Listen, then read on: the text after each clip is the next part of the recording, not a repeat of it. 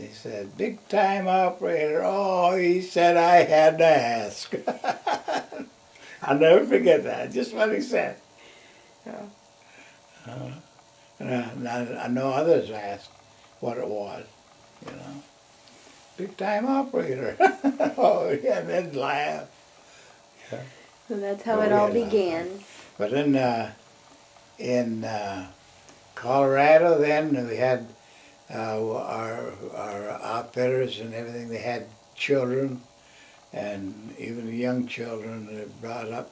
And they always called me Grandpa BTO over there. They called me Grandpa BTO for as long as we went there.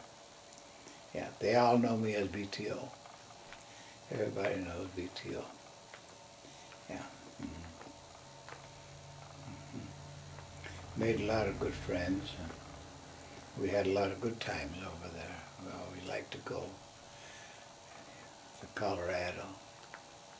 Yeah, we made more friends in Colorado than we did going to Montana. We didn't make many friends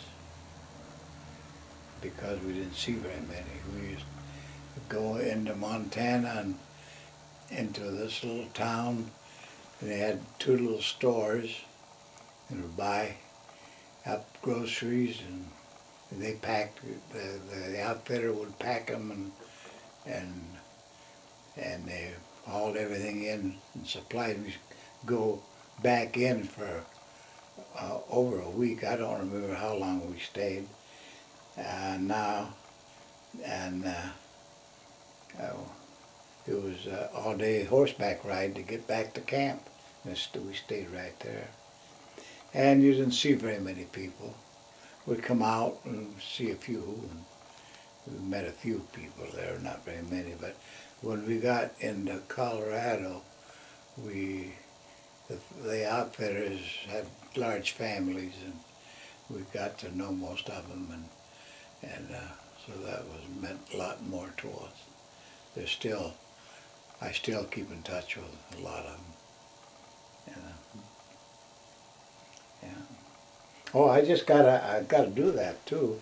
I've got to get a graduation card, and I've got one of the families has a boy that's graduating, and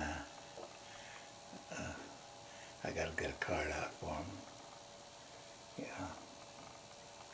Who sent me a card? They always sent me a card. Always BTO. Some of them will say, it's just BTO Blois. And then some will say, John BTO Blois on the letters, on the card. So, yeah. Richard and Lois, we've always had a great time over there. We've hunted bear, we've hunted deer, and elk there. A lot of good elk hunting. That elk there, those horns up there, they come from Montana. But that deer head over there, on that side of the room, that came from Colorado. And but I had a lot more. I wanted make room in that, to make a bedroom out of it. And I sold four of the horns, 4 of the sets of horns. So, but my boys, Louis and John Richard, has rooms full of horns. They've hunted a lot more than I did, and got a lot more things. They've been to Africa, and I've never been to Africa. They've been to Alaska, and I've never been up there. I don't know if it was Alaska. I think I were. I think I did go up that way. Canada, anyway. They did. I didn't. I've never been up there.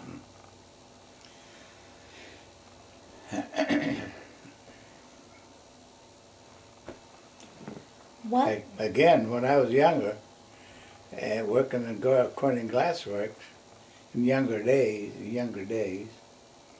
we used to go to Canada fishing, groups of us, on our vacation. That was great fun too. Yeah. Yeah. What was you gonna say? I was going to ask the next question. Okay. What life lessons would you like your great-great-grandkids and beyond to have? Well, you know, things are changing so much from what we were when we were younger. There are a lot of things that are going bad today that we didn't think anything of today. And smoking was a big thing. You know, I never started smoking. I did. I think what happened to me was I was working out in the fields. This place where I was working, and he raised a lot of produce out in the fields. I was out in the fields working, and one of the guys gave me a cigar to smoke. And I remember puffing on that, and everything started going round and around. It just made me sick. And I still think that was the best thing that ever happened to me. I never smoked. I haven't smoked a pack in my life. And I think that's why I'm here, is because I didn't smoke. But anybody that I know that smoked, most of them didn't live very long. I blame it on smoking that Joan lost Joan. And she, her lungs damaged right out soon. She's the only one that's gone. And I think she'd still be alive if she didn't smoke. And so that's one thing that I hope none of my grandchildren do, is I hope none of them smoke, because it will get you sooner or later. I know that. I've lived it. I've lived to see it happen all around me. And that's one of the big things that I wish all.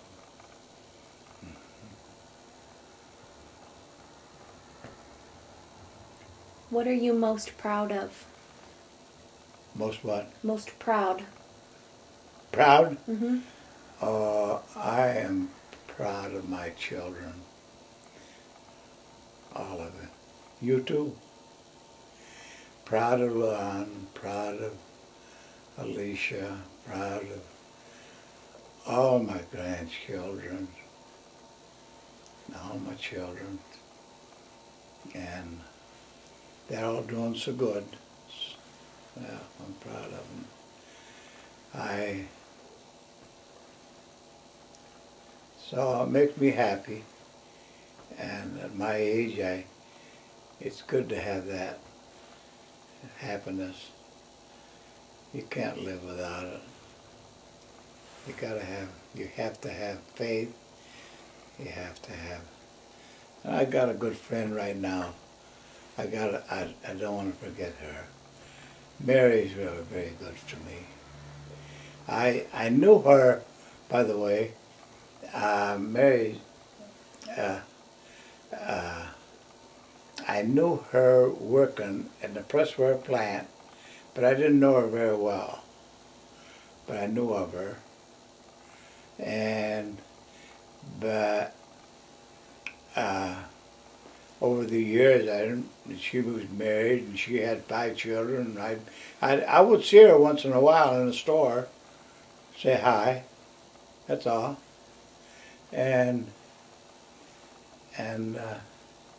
Well, when I was alone,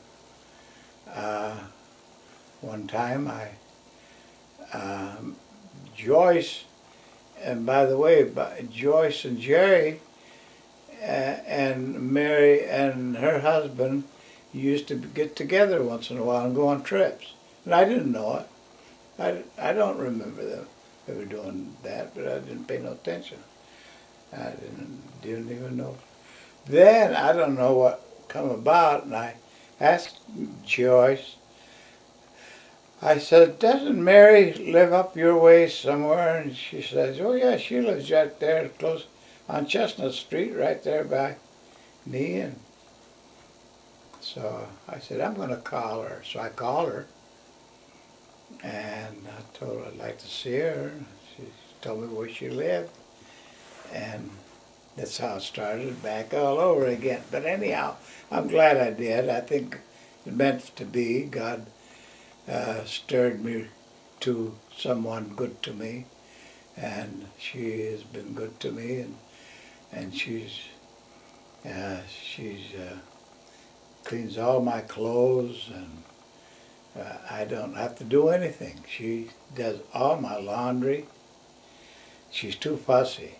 She's too fussy. She works hard at everything. She sees a little speck on my underwear. She has to wash it over again. Now, who's going to see it? But you can't tell her. She has to, things that don't show, it don't matter. It has to be clean to every speck.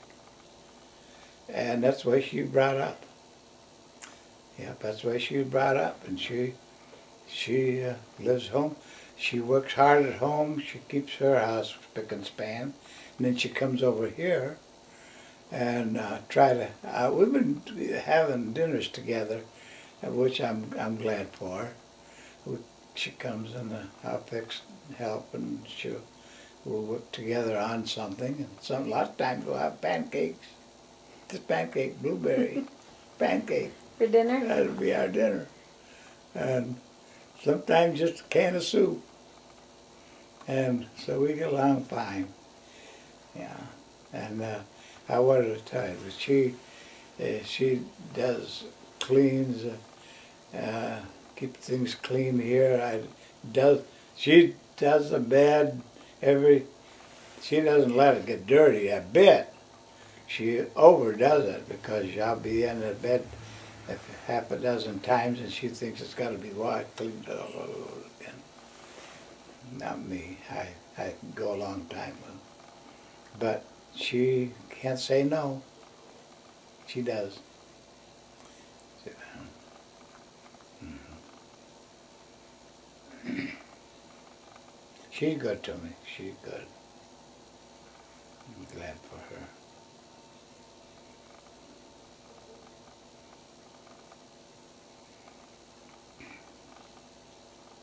What do you want people to know about you that they might not already know? Oh, I don't know. I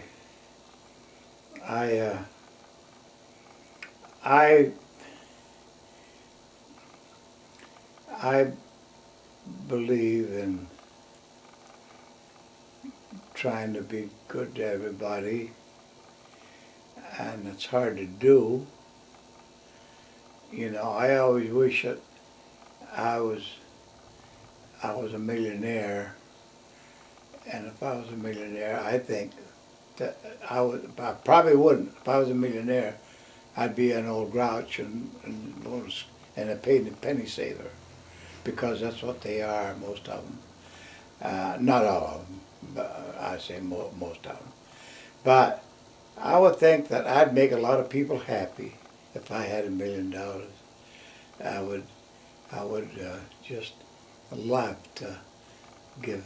When I see somebody poor, that I'd see they got something. And I've always been that way.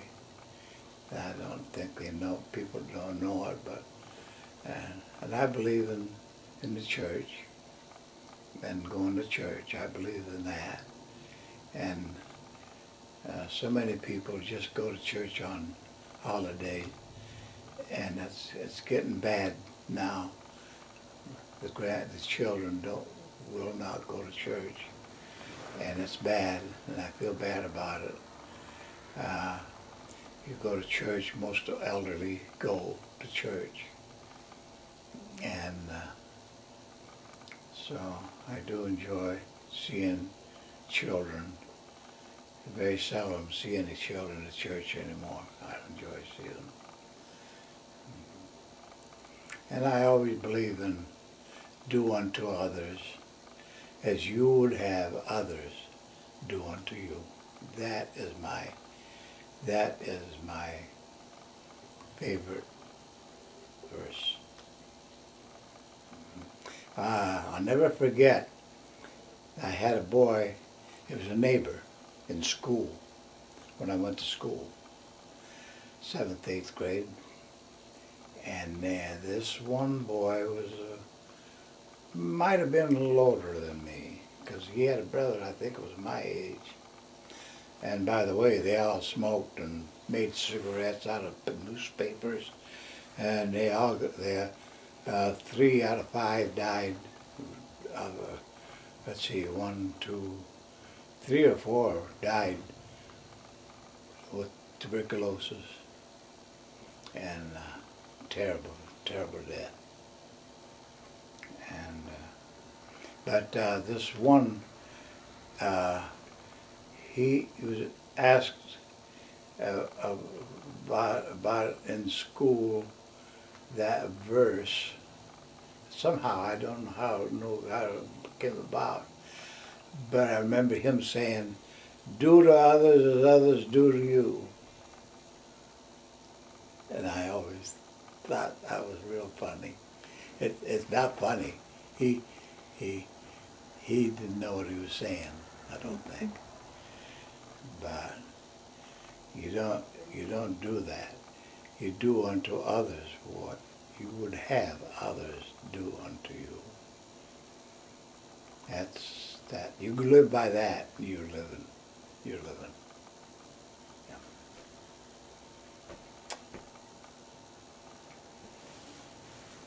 What one thing would you want to be remembered for? Oh, my hunting and my fishing and my garden. I love the song, In the Garden. I love that. We sing that in church every now and then, and I'm happy with it. Yeah. In the garden. I talk to God in the garden. We talk. And it's just people don't know that, but I do. In the garden. He's been good to me. He's been good to me. You know, I've had Aunt Julia, who lived to be almost 106. She was 105 and 9 months. I had Aunt Antonia that lived to be 101. I feel bad that my mother and my father didn't get to live very long. My father was only about 51. My mother, she was in her 60s. I don't remember that, how many years. But I feel bad about it. They had a beautiful family, 8 of us. And we lived most of the time. Mary just died here 2 years ago.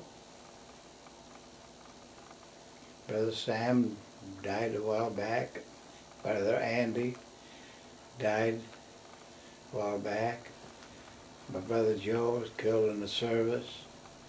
I have Brother Nick, Brother Jim, and Brother Frank, still living in Newcastle, Pennsylvania. I'm thankful for that. My Uncle Louis in Newcastle, Pennsylvania, still living. I'm thankful for that. Lots of family, lots of nieces, nephews, and lots of friends. A lot of friends. And got a lot of wonderful friends. Family and friends. And we love to have get-togethers. Nothing like it.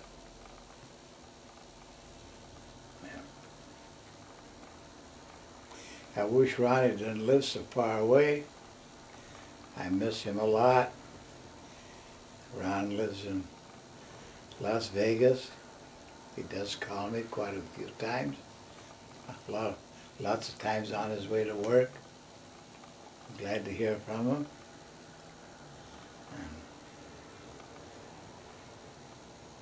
Yeah. Too bad he lives so far away. The rest of them all live a reasonable distance, and I'm glad for that. Yeah. And I'm glad for you, glad for your mom, and I wish her well. She just had an operation on her knee. And Alicia and that Nathan, I guess I'm going to get to see him before long, in a couple of weeks, God willing. He's getting big. And Joe's a great guy. I'm so glad for her, for Alicia. She found a nice guy, nice family, and I'm glad for them. Yeah. Yeah. I don't know what Nathan's going to be. He'll be a truck driver or a fisherman or a hunter. Or he's going to be something.